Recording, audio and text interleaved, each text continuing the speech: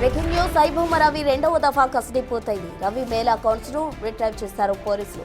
Mail లో spam, hide files లో Ravi data దాగి ఉన్నట్టు గుర్తించారు. ప్రహ్లాద్ గురించి వివరాలు సేకరించారు. డ్రైవింగ్ లైసెన్స్, పాన్ కార్డు తీసుకున్నట్టు గుర్తించారు. పైసీ లింక్ ను సైబర్ క్రైమ్ పోలీసులకు చూపించగా అంతలోపే లింక్ రివోక్ అయినట్టుగా గుర్తించారు. పైసీ అడ్వాన్స్ టెక్నాలజీ గురించి రవి వివరించినట్టు పోలీసులు తెలిపారు. ఐపీ మాస్క్ లింక్స్ పై త్వరలోనే పోలీసులు కీలక ప్రకటన చేసే అవకాశం ఉంది.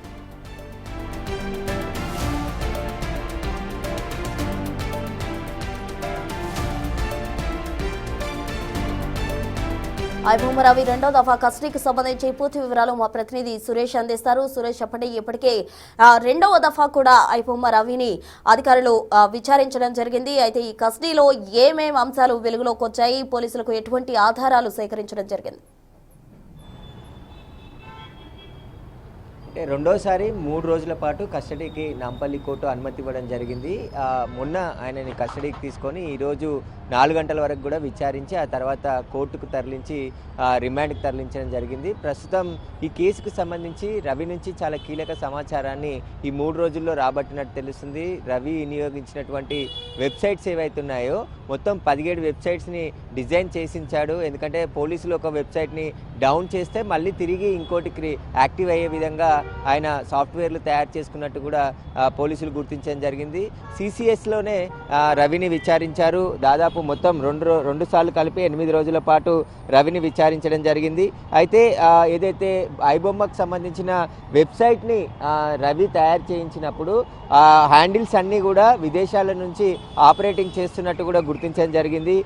అక్కడ విదేశాల్లో కొంత నెట్వర్క్ ఏర్పాటు చేసుకొని ఐటీ మీద ఎక్కువ గ్రిప్ ఉన్నటువంటి సహాయం తీసుకున్నట్టు కూడా పోలీసులు గుర్తించడం జరిగింది. అంతేకాకుండా ప్రహ్లాద్ అనే పేరు పైన డ్రైవింగ్ లైసెన్సు, బ్యాంక్ అకౌంట్సు, అదేవిధంగా మరికొన్ని ఐడి ప్రూఫ్స్ కూడా క్రియేట్ చేశాడు. కాబట్టి వాటన్నిటికీ సంబంధించి పూర్తి వివరాలను రాబట్టే ప్రయత్నం పోలీసులు రవి నుంచి చేయడం జరిగింది. అంతేకాకుండా మెయిల్లో ఉన్నటువంటి స్నామ్, అదేవిధంగా హెడ్ ఫైల్స్ అని కూడా అక్కడ రవికి సంబంధించిన పూర్తి వివరాలన్నీ ఉన్నట్టు గుర్తించడం జరిగింది. వాటిని కూడా పోలీసులు క్షుణ్ణంగా డీకోడ్ చేసే ప్రయత్నం చేశారు. కొన్ని ఎంజిలా ఆన్లైన్ ద్వారానే కనెక్ట్ అయినట్లు కూడా రవి ఒప్పుకున్నట్టు తెలుస్తుంది. ఎందుకంటే ఆన్లైన్లోనే పూర్తిగా వెబ్సైట్లను డిజైన్ చేయడం, ఆ తర్వాత పూర్తిగా ఏదైతే కొన్ని లింకులు ఉన్నాయో ఆ లింకులకు సంబంధించి కూడా పూర్తిగా ఆరా తీసి దీని విధంగానే పోలీసులు మొత్తం రవిని ఇన్వెస్టిగేషన్ చేసి కొన్ని కీలక ఆధారాలు రాబట్టే ప్రయత్నం చేశారు. కొన్నిటికి సహకరించిండు, కొన్నిటికి సహకరించలేదని చెప్పేసి కూడా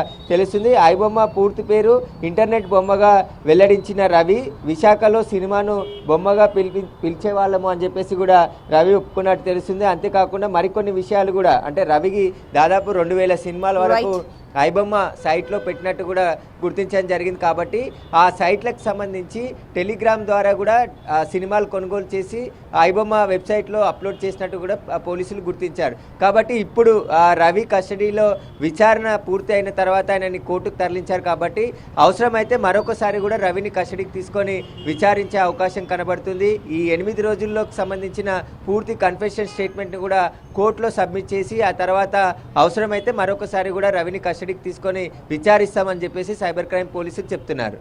రైట్ సురేష్, థ్యాంక్ యూ. మొత్తంగా ఐబొమ్మ రవికి సంబంధించి రెండవ దఫా కస్టడీ అయితే పూర్తయింది. మొదటి కస్టడీలో భాగంగా పోలీసులు అతని నుంచి ఎటువంటి ఆధారాలు సేకరించినప్పటికీ రెండవ దఫా కస్టడీకి సంబంధించి కూడా పోలీసులు కీలక ఆధారాలు సేకరించారు. ఐపీ మాస్క్ లింక్స్ పై త్వరలోనే పోలీసులు కీలక ప్రకటన చేసే అవకాశం ఉంది. మరిన్ని వివరాల కోసం 3వ దఫా కూడా కస్టడీ కోరే అవకాశం కనిపిస్తుంది.